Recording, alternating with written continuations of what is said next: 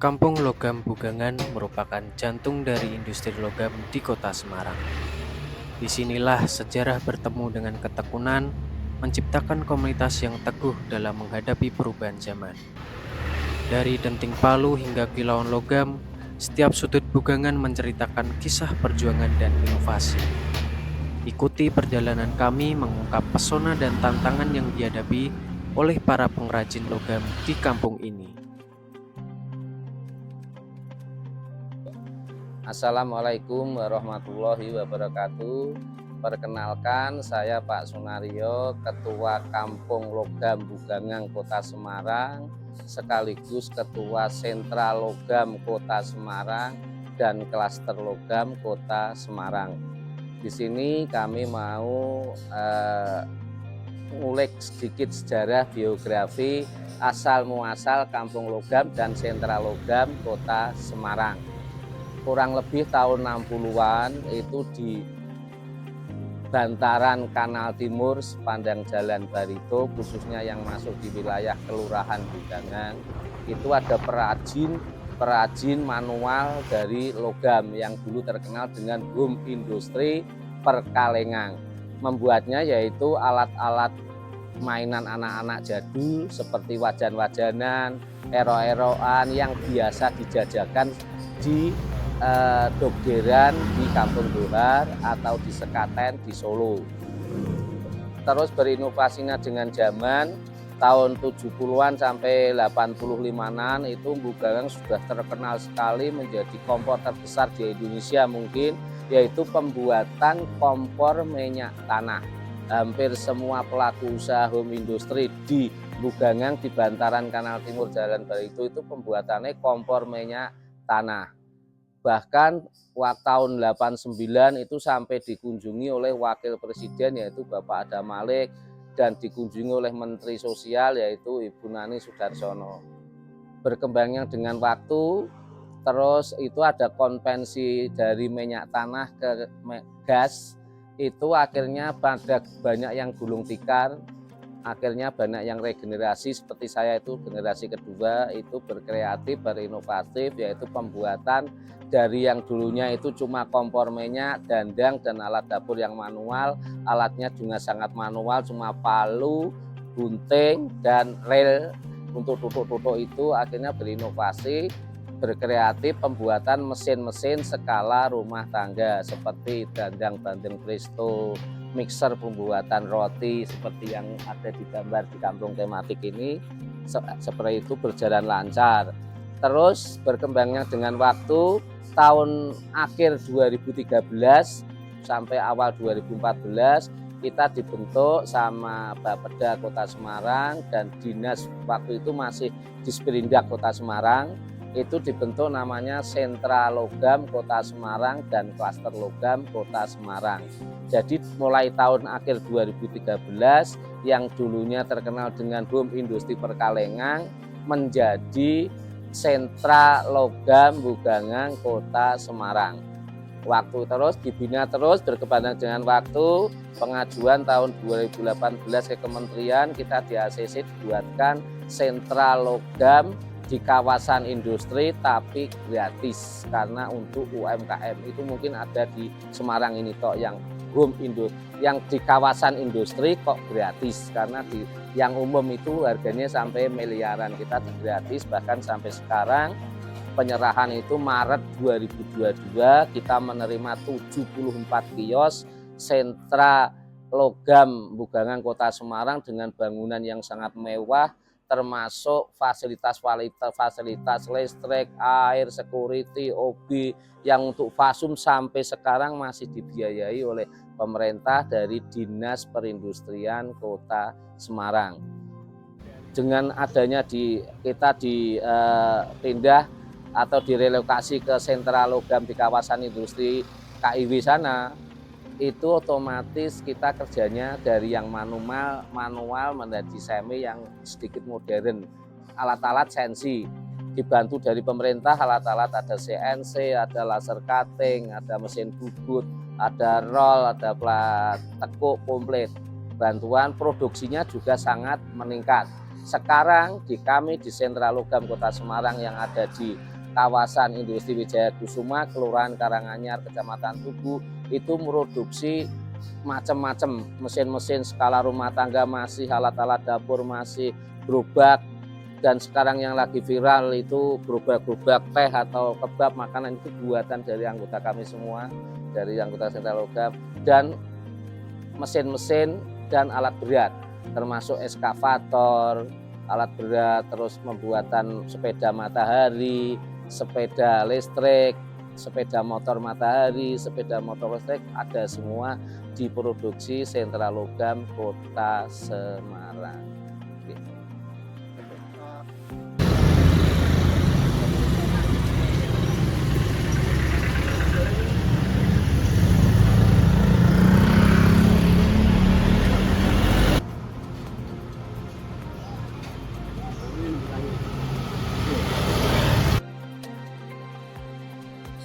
Ya itu memang wajib kewajiban kami sebagai ketua, itu paling tidak dari bawah itu minimal kita memang di UMKM, apalagi kita UMKM itu di mikro dan kecil, itu kelemahan utama di mikro dan kecil itu kan di legalitasnya Mas. Di legalitasnya, jadi kami pelan-pelan membuat secara kolektif membantu teman-teman untuk legalitas izin yang rendah. Kalau dulu, zaman dulu itu ada SIUP, TDP dan lain-lain, terus berkembang menjadi sekarang itu cukup NIB, nomor induk berusaha, itu kita buatkan anggota itu secara kolektif, pelan-pelan. Bahkan kalau yang usahanya sudah lumayan besar, pelan-pelan kita juga nyuruh ke anggota untuk membuat MPWP, gitu, mengikuti regulasi dari pemerintah.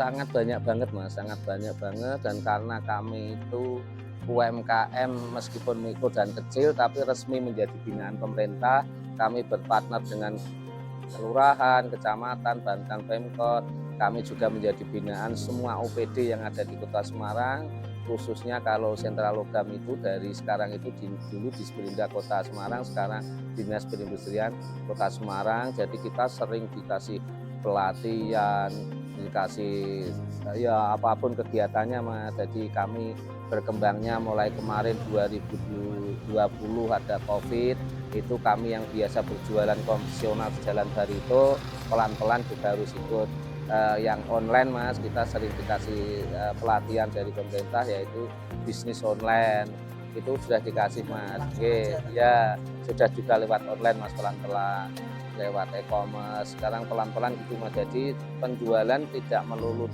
untuk konvensional, untuk offline, sekarang sudah online Mas. Alhamdulillah kita sebagai ketua memfasilitasi ke anggota yang suruh semangat pembuatan dan inovasi, tapi produknya harus yang bagus. Karena sekarang alat-alatnya modern dan sensi, kita harus mengikuti regulasi dari pemerintah, yaitu pelan-pelan harus TKDN Mas, tingkat konstruksi dalam negeri. Sekarang itu kan produk yang pemerintah mau beli itu produk yang harus TKDN.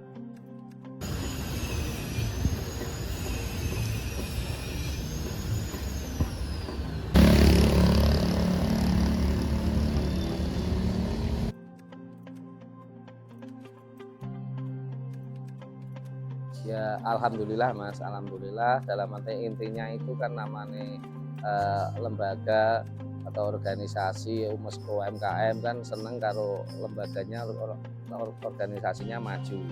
Dalam arti maju namanya UMKM itu ya usaha pada bagus, produk-produknya kualitas bagus, terus laku. Yang terberat itu kan di marketingnya Mas Aku, termasuk sekarang kami di Sentral Logam yang di kawasan industri Wijaya Kusuma yang di Kecamatan Tugu sana, kendala utama kami ya juga di marketing, di pemasaran Mas. Karena di sana itu tempatnya cuma bisa untuk produksi barang, tidak bisa untuk jualan karena tempatnya di dalam, di lingkungan pabrik seperti itu kawasan. Jadi kita tidak bisa seperti di Jalan Barito sini kan, kita bisa konvensional, ada orang lewat, ada lihat barang produk bisa beli. Di sana kan tidak bisa, cuma ngandalke pelanggan, customer, dan online. Gitu.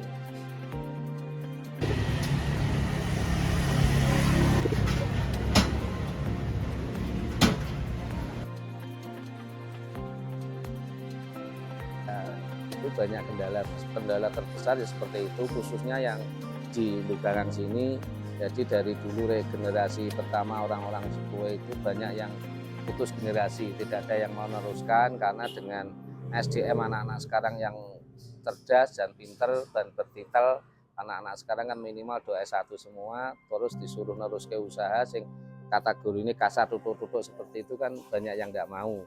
Dia lebih nyaman kerja di kantoran kasar itu, meskipun kalau dari segi gaji kan sebetulnya tidak imbang, namanya orang wira swasta dengan pegawai atau karyawan kan gitu teman. Nah, pelan-pelan kalau kami itu yang anak-anak muda yang pinter IT itu memang saya masukkan ke pengurusan saya, karena sekarang kalau ada kegiatan dari OPD terkait kegiatan kan sering ini Mas, tadi aja saya juga seminar di Gracia kan dari Dinas Koperasi, itu sekarang harus yang diutamakan yang bisa IT.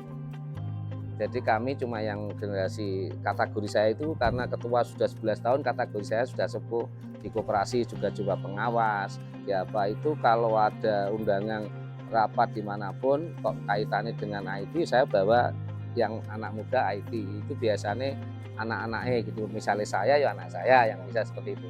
Harus seperti itu Mas, harus mengikuti zaman Mas, harus bisa IT dan online, pemasaran digital marketing.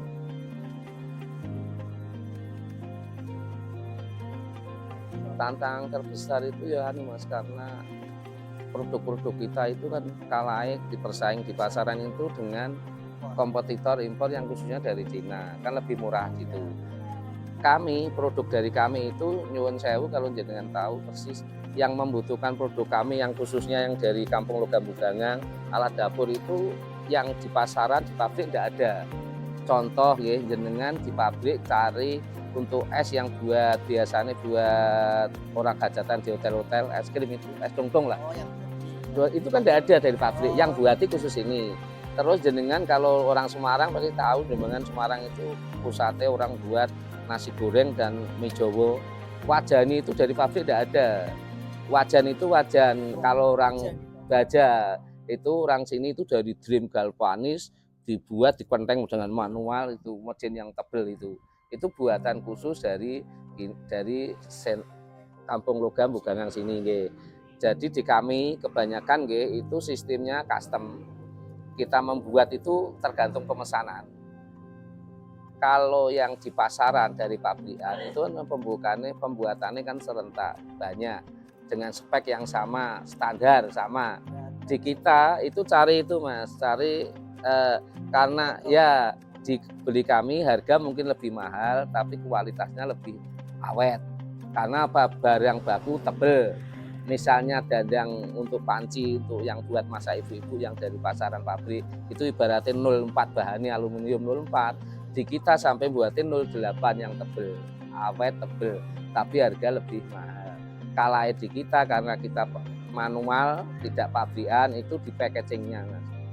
Kalau di pabrikan kan rapi, rajin lah. Kalau di kita seperti ini contoh. Ini wajan biasanya jenengan beli martabak itu beli di pabrik tidak ada yang buat. Ya ini seperti ini pabrik ya. Ini dandang manual.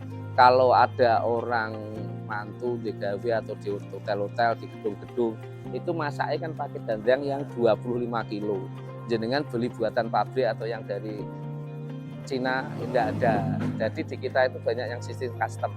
Yang di luaran tidak ada, pesennya ke kita. Gitu. Demikianlah sekelumit kisah dari Kampung Logam Bugangan, tempat di mana semangat dan kreativitas para pengrajin logam tetap menyala, menghadapi tantangan zaman dengan ketekunan. Melalui tangan-tangan terampil mereka, Bugangan terus mengukir prestasi dan harapan bagi masa depan. Semoga kisah ini menginspirasi kita semua untuk selalu menghargai dan mendukung karya anak bangsa. Terima kasih telah menyaksikan. Sampai jumpa di cerita-cerita lainnya dari Kota Semarang.